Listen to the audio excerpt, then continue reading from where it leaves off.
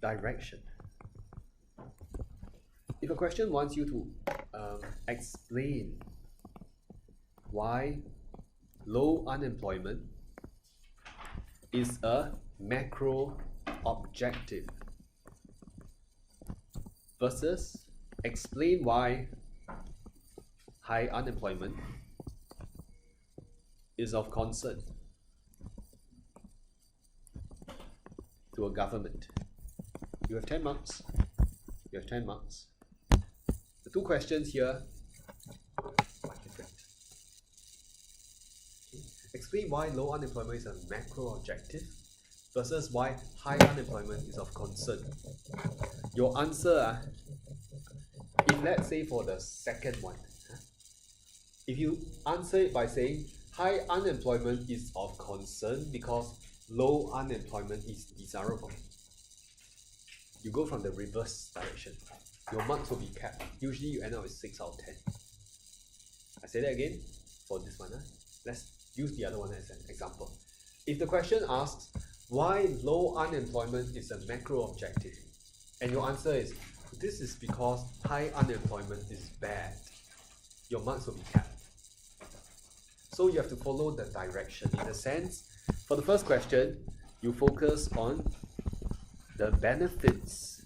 Every point has to be presented as a benefits. Whereas for the second one, you focus on the drawbacks.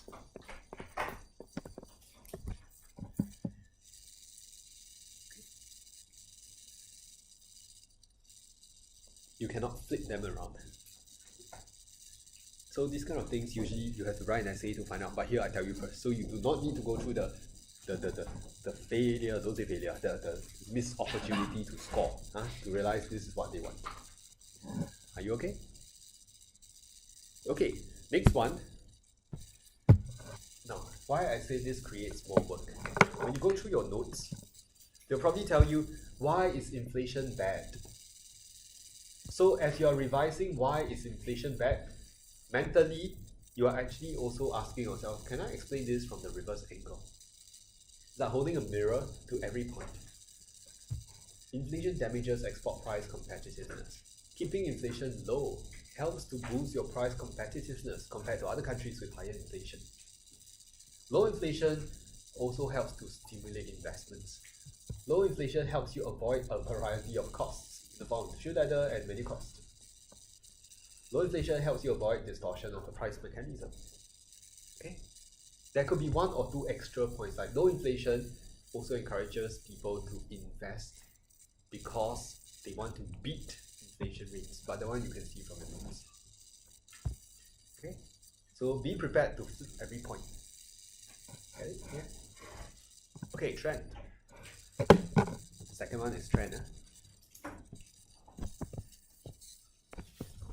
Under the trend, if I ask you to explain why an economic slowdown is of concern versus explain why a recession is of concern, is there a difference? Your answer is different. The difference is an economic slowdown still entails an increase in GDP. So in the first case, it's not a recession. GDP is still rising at a falling rate.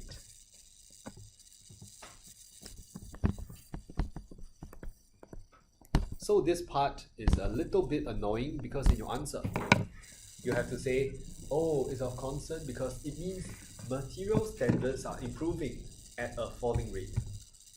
It means government tax revenue is going up at a slower rate, so you cannot pay for big ticket expenditure. Everything is like you apply the brakes and then every point is a bit more tiring to churn out. Okay? So for trend, watch out for economic growth and watch out for inflation. In other words, a fall in inflation is not the same as deflation. A fall in inflation means prices are still rising. Okay?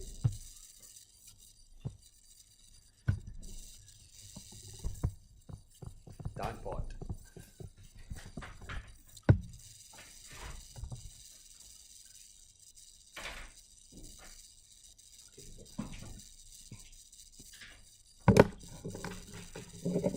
So there are three things, DTD or DDT, DDT. Okay. So the dartboard, if I ask you to explain why